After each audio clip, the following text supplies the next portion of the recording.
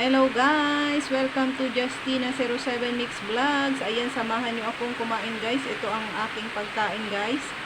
Ayan, sinangag na kanin. Medyo pinabrown-brown ko siya guys. O pinabrown-brown. Yung nakikita ninyong maitim. Yung nakikita ninyong maitim sa kanin ay bawang. Ayan, medyo sinunog-sunog natin ang bawang ba.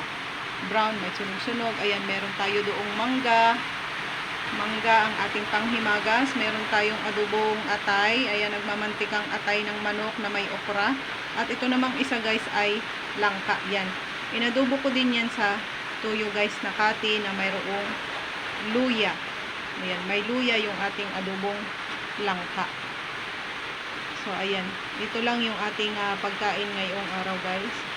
Tapos ay meron akong isang ayan, isang puno dyan sa aking cup guys na tubig oh. Yan, isang puno oh. Isang puno sa paborito kong cup na tubig. So, ayan lang ang pagkain ng inyong lingkod. So, ganyan lang ako talaga guys, kasimple kumain. Ganyan lang ako kasimple magkain-kain kasi hindi man kasi tayo mayaman guys. Ayan, hindi tayo mayaman. Kaya ganyan lang yung ating pagkain sa araw-araw. So, wala ako ngayong sabaw guys, puro kati ang aking pagkain, pero ayan, meron naman akong isang puno sa tasa na tubig na malamig iyon guys, malamig na malamig kasi para excuse me, parang gusto kong masamid guys.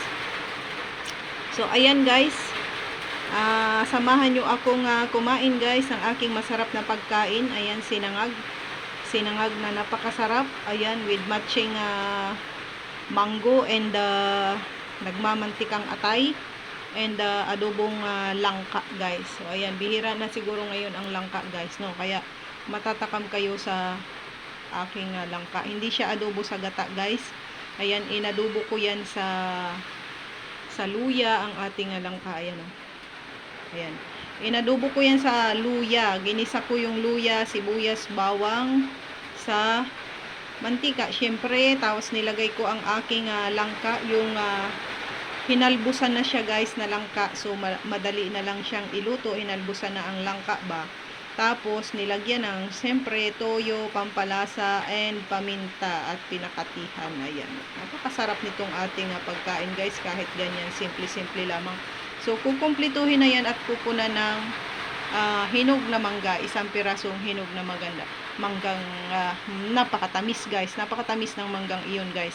So, ayan guys, hanggang dito na lang ang aking video for today na ma-share sa inyong lahat. At sana ay natakam kayo sa aking simpleng pagkain pang mahirap, ngunit masarap. Thank you for watching guys, and I love you all. Have a great day everyone. Bye-bye!